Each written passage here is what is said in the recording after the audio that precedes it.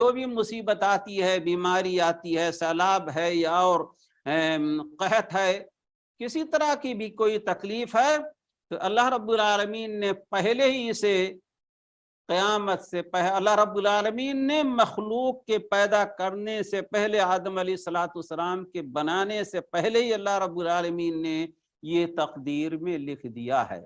چنانچہ اللہ رب العالمین نے سورہ حدید کے اندر فرمایا ما اصاب من مصیبت فی الارض ولا فی انفسکم الا فی کتاب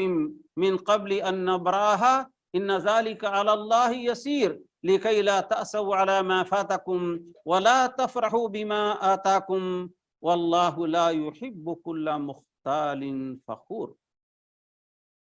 تمہیں دنیا کے اندر جو بھی تکلیف پہنچتی ہے،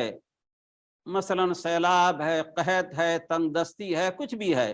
ولا فی انفسکم، یا اور نہ تمہارے جسم و جان میں بیماری ہے، تھکان ہے، غربت ہے، الا فی کتاب من قبل ان نبراها، مگر اس تکلیف کے پیدا کرنے سے پہلے وہ لوح محفوظ میں لکھا ہوا ہے۔